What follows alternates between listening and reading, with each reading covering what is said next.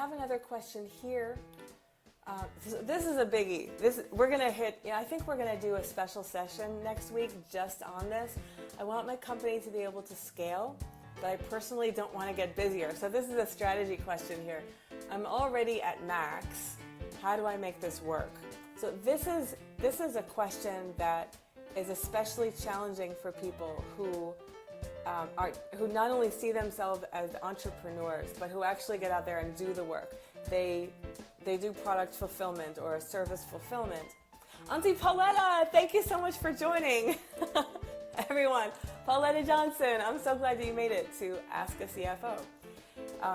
Auntie Pauletta is skilled in finance herself, although not an accountant, so I should call you a financial cousin, or since you're not an accountant. All right, good. So, in other words, how do I scale without getting busier? This is really difficult to face for people who are good at the work that the business does. And the first thing that I encourage you to do, and we should do a whole session on this next time, is get clear in your mind about what your end goal is. And if you want to scale in order to meet that end goal,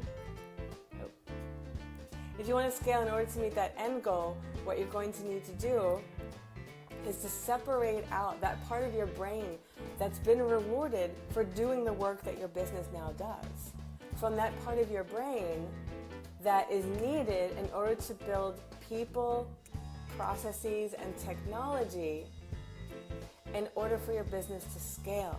Because it's a different skill set. And we'll go into more of the how-tos next time, but the first thing is to get that mindset shift. It's a different skill set, and it's a different way of being. It's I'm a leader versus I'm a geek, or I'm a leader versus I'm an artist, or I'm a business owner, I'm a successful entrepreneur versus I am an artist.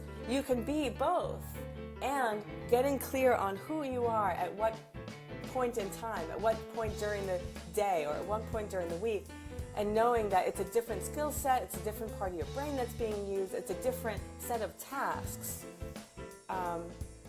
Being a really good, I'll use myself as an example, being a really good accountant doesn't automatically mean that I can scale a business in accounting. There are two different skill sets, so that's the first thing to realize. The second thing to realize is that it's a matter of people, processes, and technology.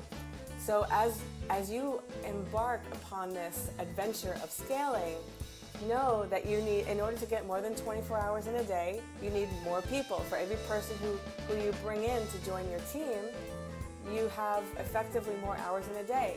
Secondly, to manage risk by setting up a compensation plan that works in a way that works for the employees, the team members, that works for you, all of which also works for the growing business and leaves enough money from the work that you're doing to reinvest in the business beyond you and your team to reinvest in sales, marketing, and general and administrative costs.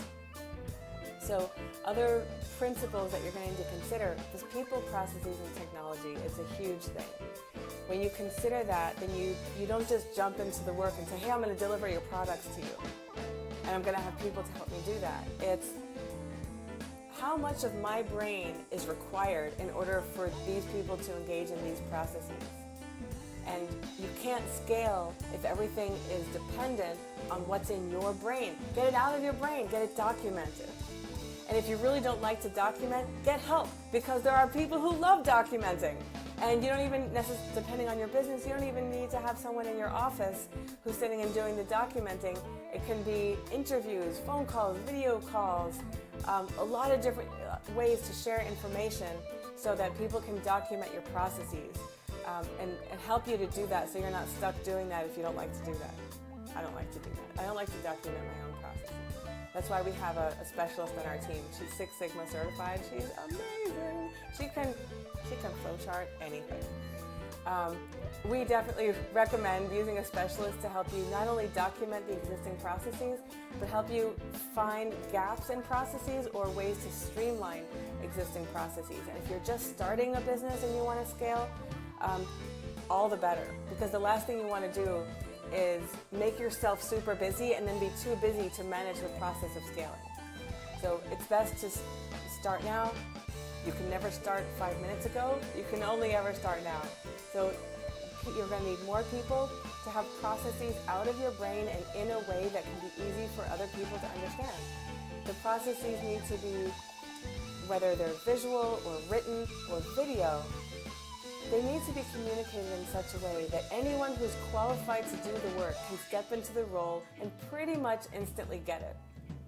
And technology is designed to support the people in performing those processes. So I would be so pleased to share more about that next week. This was just like a 3-minute intro on how to scale a business.